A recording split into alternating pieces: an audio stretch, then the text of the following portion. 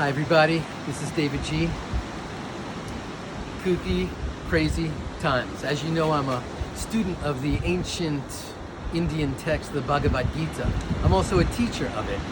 And I'd like to talk about three things that I've been thinking about this morning. Lessons from the Gita. You know, the Gita is this amazing tale. Goes back maybe 2,300 years to the battlefield of Kurukshetra in India, where two armies of 20,000 soldiers on each side are facing each other. They know each other. They've grown up together. They've gone to school together. They've prayed and worshiped together. They've played sports together. They've intermarried. But now a political divide has pitted them against each other.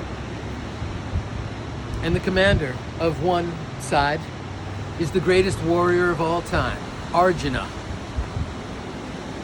And as he stands on this battlefield with his army and this other army, 20,000 strong, he feels conflicted. He's about to lead his army to attack the others, and he knows he'll win. But it hurts his heart, because he knows those people on the other side. And though they want to bring him down, he does not want to kill them. The greatest warrior of all time doesn't want a warrior. But in his angst, in his conflict, suddenly some dude comes up in a chariot, riding up with another 5,000 troops behind him and says, "Hey, what's going on, Arjuna?" And Arjuna says, "Whew, you wouldn't believe it. I'm so conflicted. I'm the greatest warrior of all time. I'm about to lead my 20,000 soldiers into battle to attack these 20,000 soldiers, but I can't do it. I'm conflicted. Don't know what to do." And the charioteer says to him, "Well, I've got a solution for you. I'm the greatest charioteer of all time. And these are my soldiers. You get to pick one. Pick me, and my soldiers go to the other side, or pick my soldiers, and I'll go to the other side." Arjuna replies, "I don't need more soldiers. You know, it's the conflict within my heart, within my soul. I'll choose you. The soldiers can go to the other side."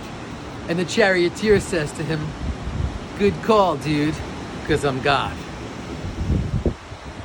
And the Bhagavad Gita is the conversation that God, Krishna, and Arjuna, the greatest warrior of all time in deep, deep conflict, have for 18 chapters, exploring life, death, purpose, meaning, love, yoga, meditation, the present moment, and how to live life. So this morning I was reading the Gita, as I do every morning, as did Thoreau, as did Emerson, as did Gandhi, as did Einstein, every day. I can only aspire to be 1/100th as wise as they were. They've forgotten more from the Gita than I'll ever learn, but I've been studying it since 2003. And I want to share with you three lessons today. I wrote them down. So number one, you were born whole and perfect and pure.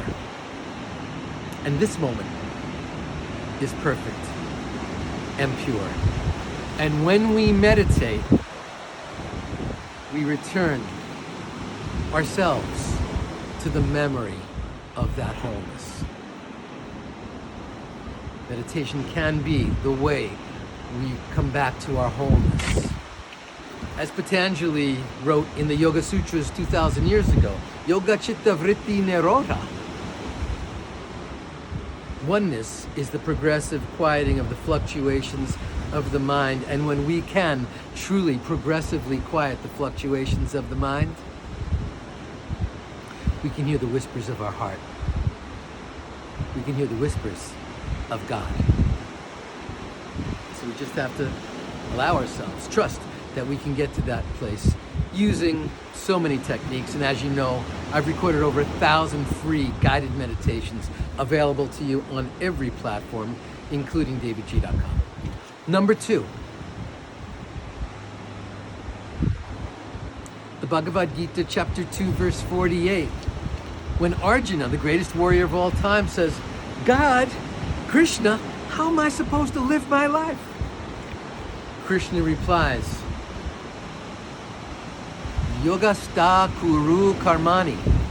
Yogastha kuru karmani. Establish yourself in the present moment and then perform action.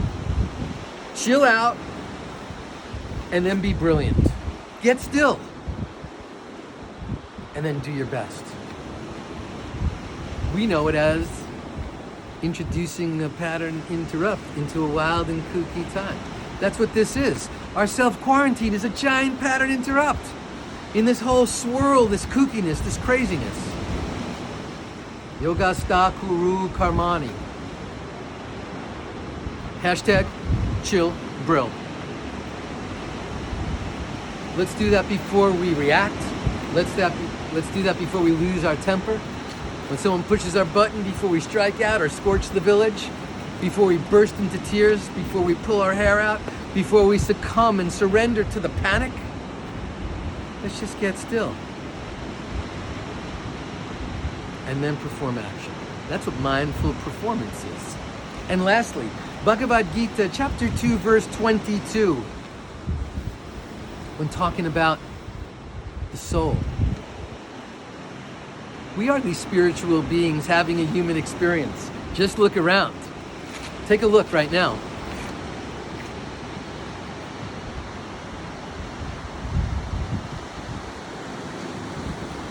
Look at the vastness. We're these spiritual beings having a human experience. What does that even mean? Chapter 2, verse 22. When speaking of the soul, Krishna says, weapons cannot cleave it, nor fire burn it. Water cannot wet it, nor wind dry it.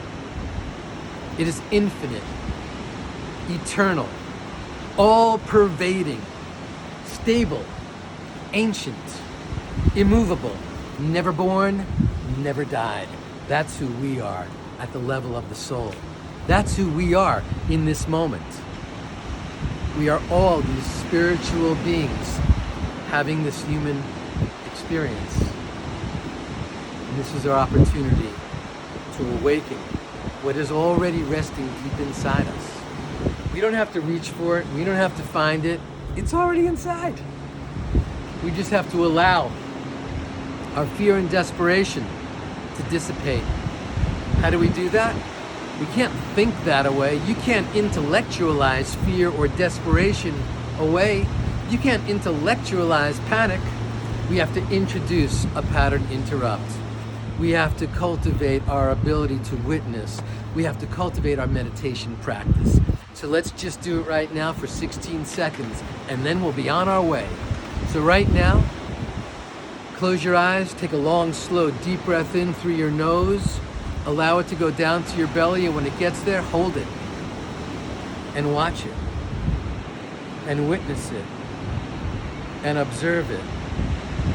And now release it. Keep watching it as it moves up your chest, out through your nose or mouth. Keep watching.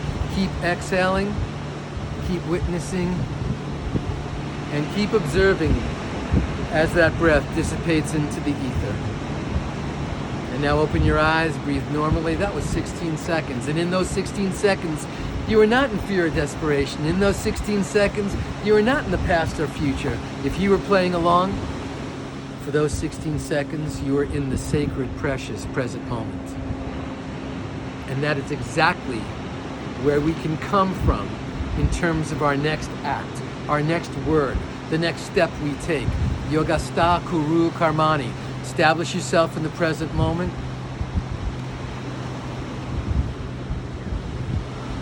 And then perform action. Let's do this together.